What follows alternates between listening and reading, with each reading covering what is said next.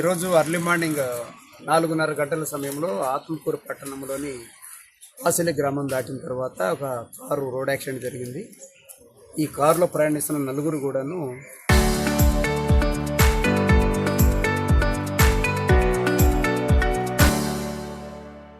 మైదుకూరు పెళ్లి ప్రోగ్రాంలో ఈవెంట్ కోసమని వెళ్ళి సింగరు డాన్సర్స్ వీళ్ళంతా చూసుకొని తిరుగు ప్రయాణంలో వాసిలి గ్రామం దాటిన తర్వాత 100 మీటర్లు వచ్చిన తర్వాత ఒక బర్రె ఒకటి దారి క్రాస్ చేస్తుంది, దాన్ని గుద్దారు. దీని తర్వాత ఈ కారు 3 పల్టీలు కొట్టి పక్కకు పడిపోయింది. ఈ ముందు డ్రైవరు, పక్కన కూర్చున్న పిలియన్ దీప్తి వీళ్ళిద్దరు కూడా బెల్ట్ పెట్టుకోవడం వలన బెలూన్స్ ఓపెన్ అయ్యి వాళ్ళిద్దరు సేఫ్ అయినారు.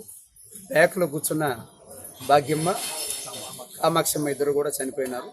ఈ వెనకే వస్తున్న కారు వాళ్ళు చూసి 108 కాల్ చేసి పోలీసు సమాచారించారు. దీని మీదట నేను, మా ఆత్మకూరు ఎస్ఐ జిలానీ గారు, మా సిబ్బంది అందరూ కూడా టీవీ పైకి చూసి ఆ బర్రెను పక్కలాగి, కారు కూడా పక్కలాగి ఉన్నవారు హాస్పిటల్ టెస్ట్ చేశాము. వాళ్ళిద్దరికీ దీప్తికను డ్రైవర్ త్రిలోక్ వైద్యం చేస్తున్నారు. వారికి ఎలాంటి ప్రాణ ప్రమాదం లేదు. మిగతా ఇద్దరు చనిపోయినారు. దీని మీద దర్యాప్తు చేస్తున్నాము.